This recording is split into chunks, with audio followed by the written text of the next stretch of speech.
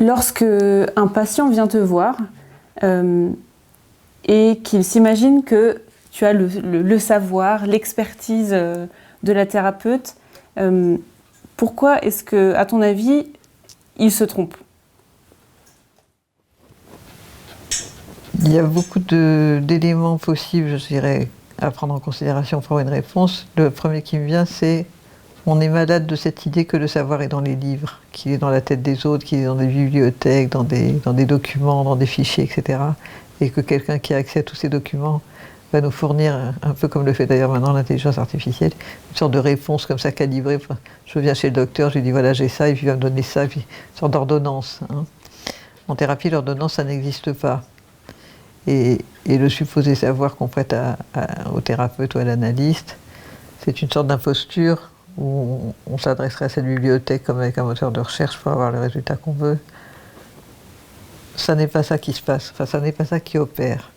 Ce qui se passe objectivement dans une thérapie digne de ce nom et évolutive, c'est qu'il y a une sorte de contrat qui s'établit entre les deux personnes et que ce contrat de plus en plus se constitue comme une alliance, c'est-à-dire une prise de risque des deux côtés, de deux personnes qui croient au bien fondé de ce qu'elles font, qui tendent dans la même direction, celle du sens, et qui, non pas magiquement, mais par la mise en jeu de leurs désirs, obtiennent un résultat qui est qu'une connaissance s'incarne entre eux, et non pas de l'un vers l'autre. La connaissance n'est pas le savoir de l'un appliqué à l'autre.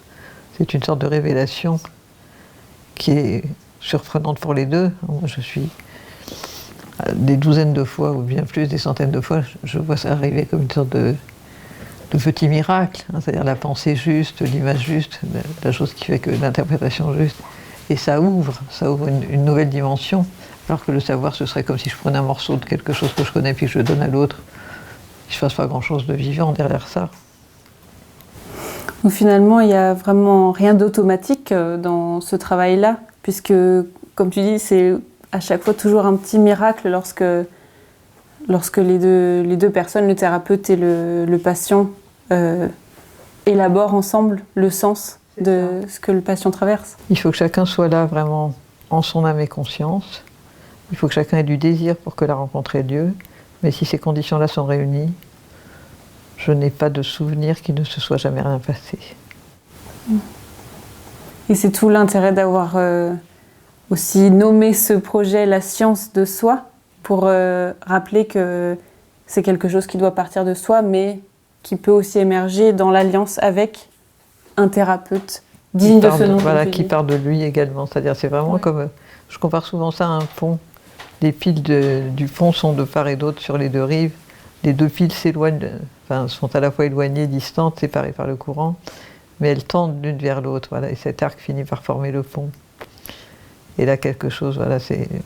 Je crois que l'arc-en-ciel est souvent une image de l'alliance, en particulier dans la Bible. Et c'est ça, comment l'alliance est fructueuse.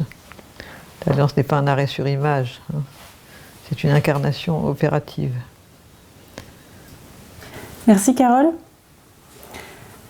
J'espère que cette image du pont va pouvoir porter vos pensées. N'hésitez pas à partager cette vidéo avec des personnes qui auraient besoin de rencontrer un thérapeute et de construire ou d'élaborer ce sens dans leur vie. Et on se retrouve très bientôt.